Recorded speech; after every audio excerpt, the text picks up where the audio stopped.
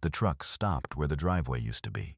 There was no house anymore, just a poured foundation gone gray with weather. Weeds pushing up through the cracks, a chimney standing alone against the evening sky like a headstone. But there was a dog, a German shepherd, lean and gray-muzzled, lay in the exact center of where a front porch had once been, in a spot worn bare by years of lying in it, watching the empty road that led in.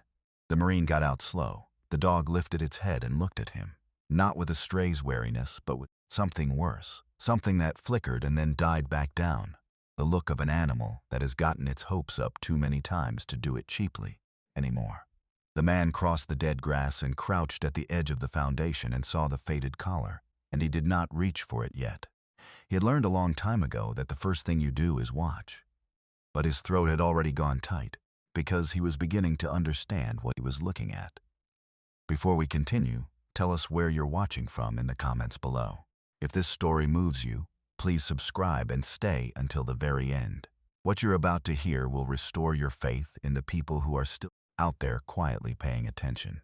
Let's see how far this journey takes us together. His name was Cole Reed, and he was 42 years old, built broad through the shoulders and chest the way men stay built, when discipline has long outlived the reason for it. His dark hair had gone gray at the temples, cropped close out of habit. A thin scar traced the line of his jaw and disappeared under his collar, the kind of mark a man stops explaining after the 10th time. But it was the eyes people noticed and then looked away from, cold gray, restless, the eyes of someone who never truly stopped scanning rooms, exits, and the hands of strangers without asking permission, and then, having measured, let you be. He moved through the world with the permanent stillness of a man who had nothing left to prove. Not aggression, its opposite.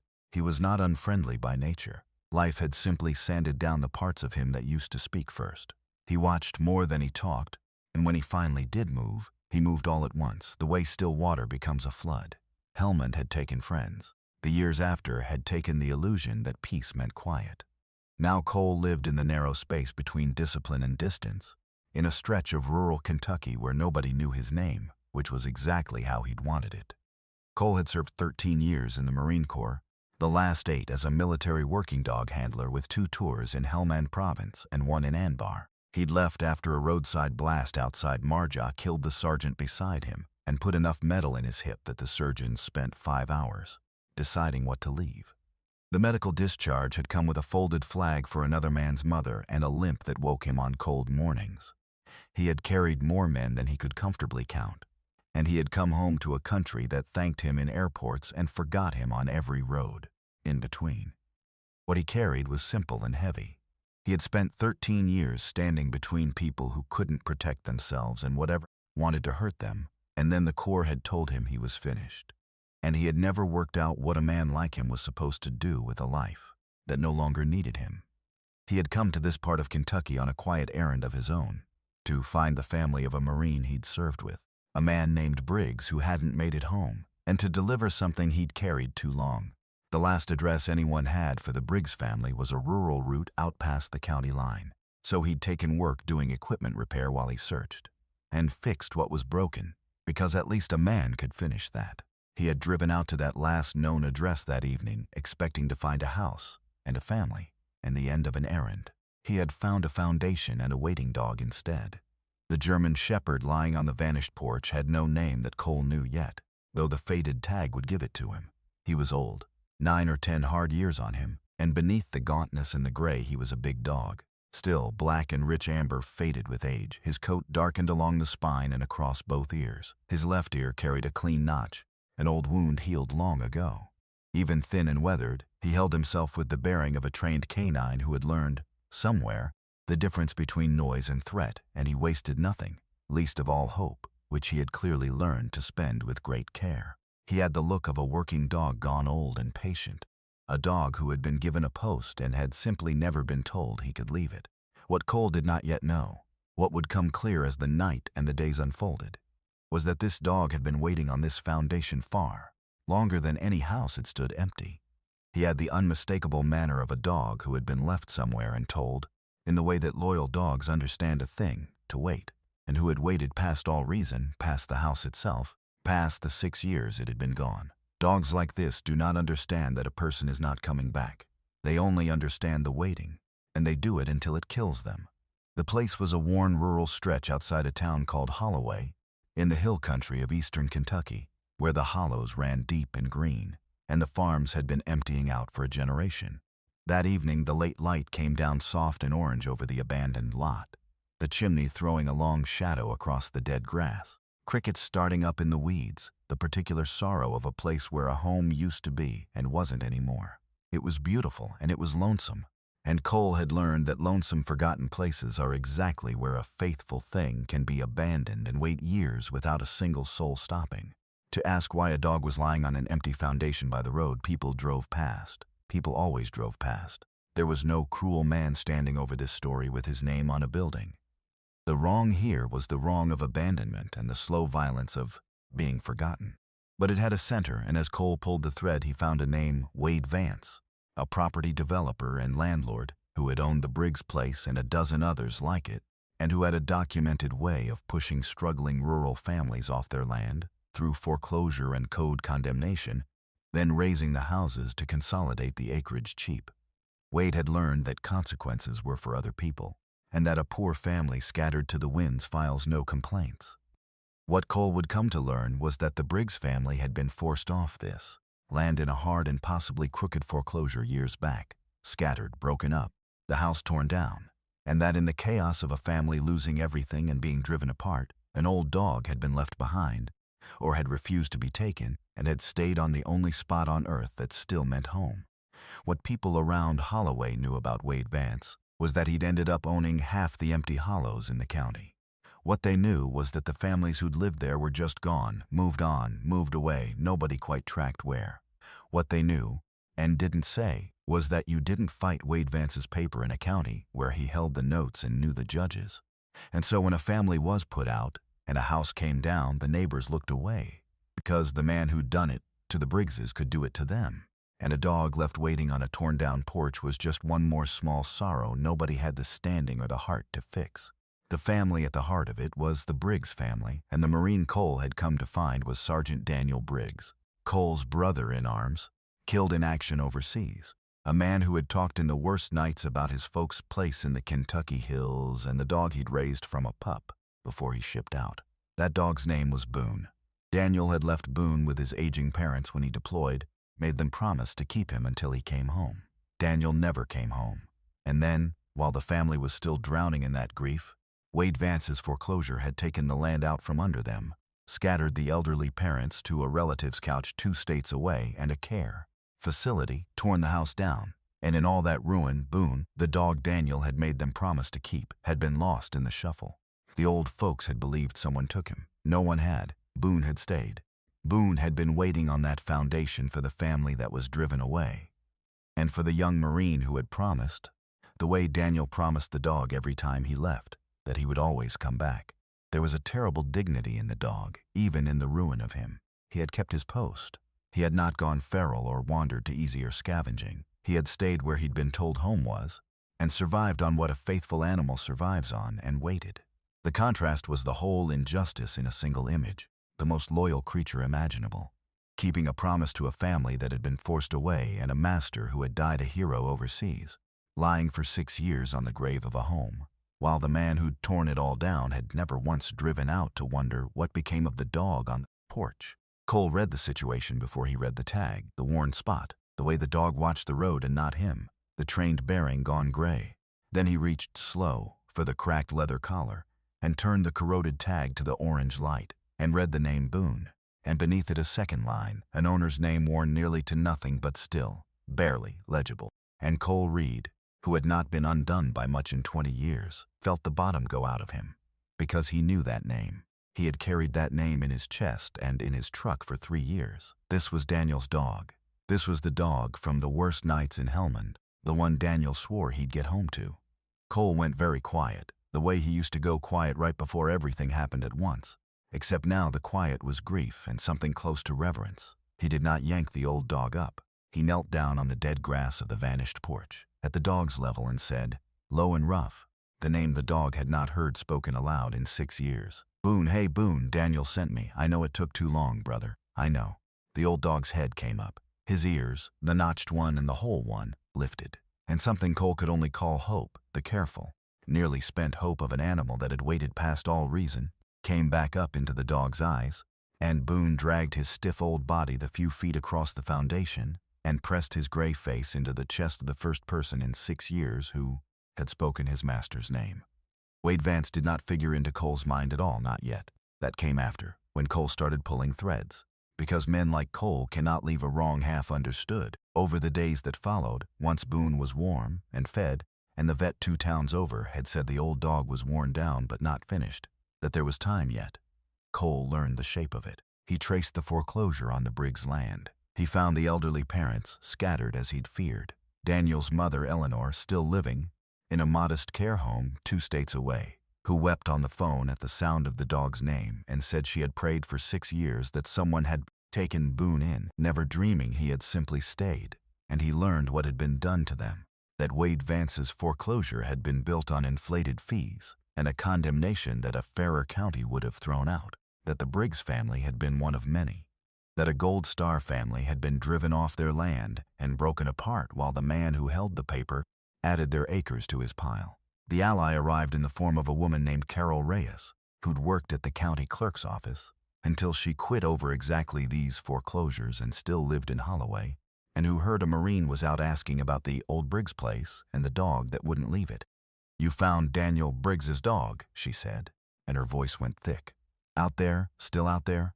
It wasn't really a question. She'd known the Briggses. She'd kept copies of the foreclosure files before she left. The padded fees, the rushed condemnations, the pattern of it against the poor and the grieving and the gone. She'd sat on it for years, because Vance held the notes on half the county. She gave Cole a name, a state attorney general's contact who handled foreclosure fraud and elder exploitation, and a veterans legal organization that would care a great deal that a Gold Star family had been treated this way. Boone, against the vet's cautious hopes, chose to live, chose it the way he'd chosen to wait, with a stubbornness that had outlasted a house.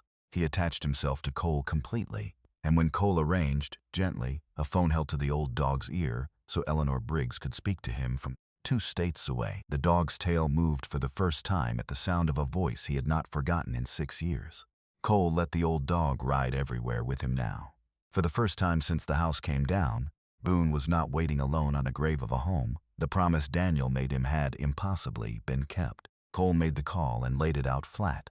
The fraudulent foreclosure, the padded fees, the elderly parents scattered, the Gold Star family broken and driven off their land, the records Carol Reyes had kept, and a dog left waiting 6 years on the ruin of it. He didn't raise his voice.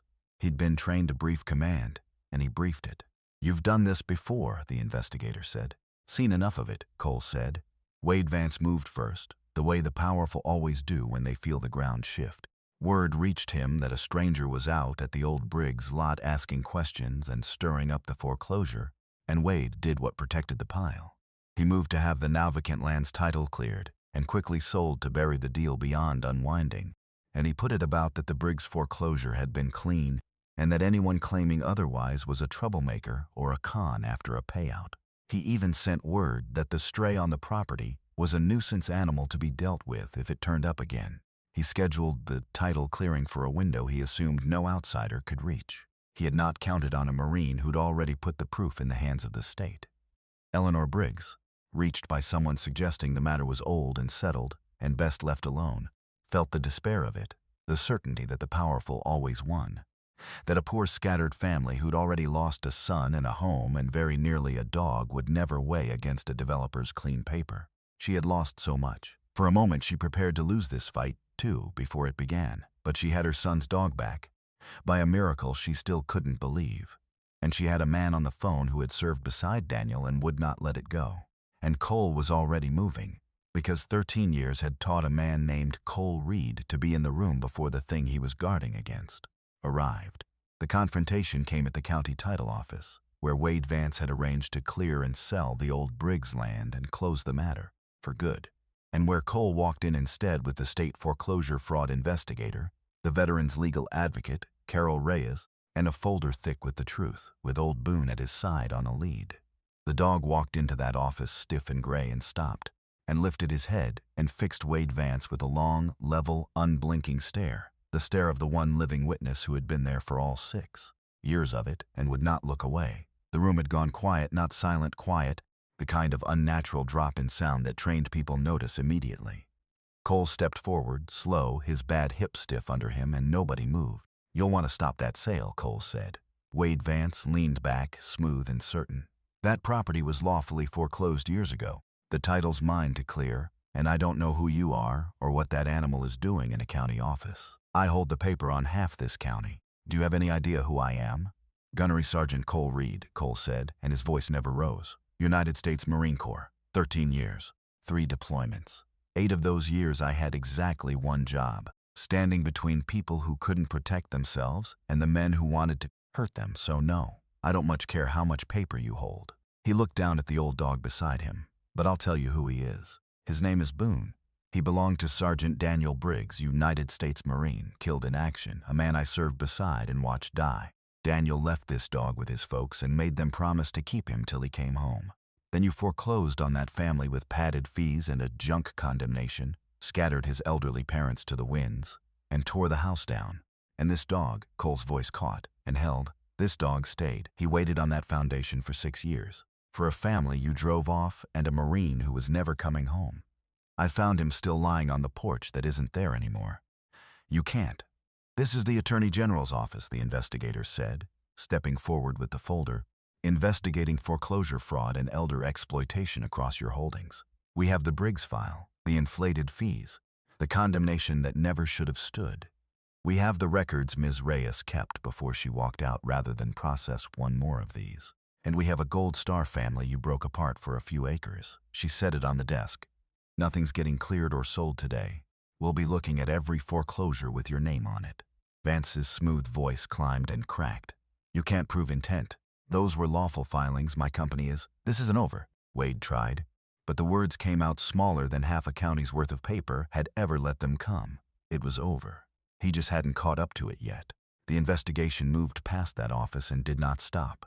The sale was frozen, the Briggs foreclosure flagged for reversal, the file opened wide. Wade Vance's pile of empty hollows unraveled into an investigation spanning years of fraudulent foreclosures against the poor, the old, and the grieving, the case-building family by scattered family, in front of the county people who'd feared his paper for a generation and now, at last, came forward with what they knew, because someone he couldn't foreclose on had made it safe to. A clerk near the door covered her mouth with her hand. Nobody spoke for a long time after that. Cole didn't watch them deal with Vance. He'd crouched beside Boone, the old dog leaning his full gray weight against Cole's legs now, done at last with waiting. Cole put a hand on the notched ear. "You kept your post, Boone," he said quietly, and his voice was not steady. 6 years. You kept the promise when nobody else could. Daniel knew you would. He told me you would. Said you'd wait for him no matter what." He swallowed hard. "He can't come, brother. I'm sorry. But his mama's still here, and she's been praying for you for 6 years, and I'm going to take you to her. You don't have to wait on that porch anymore. The waiting's done. You did it. You did it good." 8 months later, the late spring sun came down warm and golden over the porch of a small, neat house 2 states away, near the care community where Eleanor Briggs lived. A house Cole had helped arrange so the old woman could have a yard, and a dog, and a Marine who visited. Cole sat on the steps with a cup of coffee, his bad hip stretched out long, and Carol Reyes, who'd found peace in finally being heard, sat beside him with iced tea, and neither of them said much, because they didn't need to. On the porch, in a rocking chair in the sun, sat Daniel Briggs's mother, gray and frail and shining-eyed, and across her feet lay an old German shepherd named Boone, filled out now, brushed soft, his gray muzzle resting on the foot of the woman his master had made promise to keep him. The promise kept at last from both ends. 6 years late and somehow exactly in time. The dog's tail moved slow and easy across the boards. The reckoning had reached far past one torn-down house. Wade Vance's foreclosure empire unraveled into charges spanning years. The Briggs foreclosure was reversed, a settlement reached, and the scattered, broken families he'd driven off their hollows began, some of them, to come home. New protections were written so it could not happen the same way again. And Eleanor Briggs, who had lost her son and her home and her husband in the long, hard years, and had prayed only that somewhere her boy's dog had been taken in by someone kind. Eleanor had her son's dog sleeping at her feet, the last living thing Daniel had loved, come home to her at last. Cole still did his repair work, but he'd settled near Eleanor and Boone, because the errand that had brought him to Kentucky, the thing he'd carried too long for Daniel, had turned out not to be a thing you delivered and walked away from. It was a family. On the first Saturday of every month, and most days between, he came up the steps, and an old woman raised a hand from the rocker, and an old dog lifted his gray head and thumped his tail. And a man who had spent years not knowing what he was for found he had finally quietly worked it out. Boone no longer waited on anything.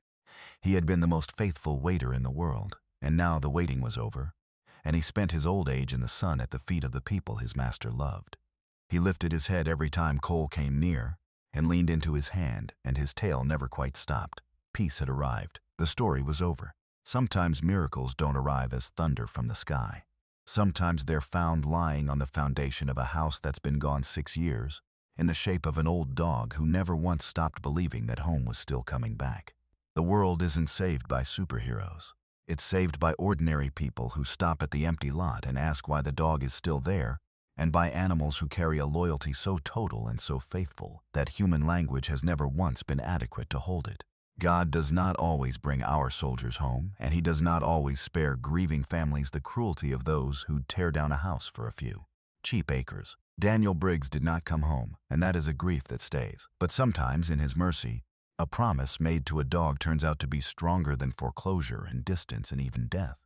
And a faithfulness that waited 6 years on the ruin of a home is, at the last possible hour, seen and honored and brought in out of the weather. Boone waited on that vanished porch because, to a dog like him, a promise does not expire when the house comes down or the master falls. It simply goes on being kept. He believed he would wait there until it killed him.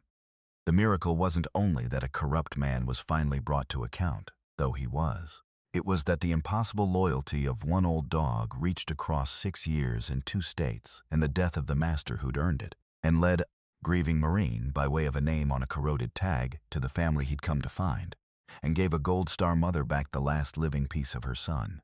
If this story touched your heart, share it with someone who needs to be reminded that loyalty keeps its promises long after the world forgets them, and that it's never too late to stop at the empty lot and bring the faithful one home. Leave a comment and tell us where you're watching from, and tell us, have you ever witnessed a loyalty that refused to quit, or kept a promise that cost you more than you ever expected? Your story may be the one that reminds another person not to drive past the dog on the porch. And if you believe in stories of service, loyalty, and the quiet courage of ordinary people, please subscribe to the channel so you never miss the next one. May God bless you, protect your family, bring peace to your home, and watch over every faithful soul still waiting somewhere for a promise to be kept, and every dog who never once doubted that home was coming back.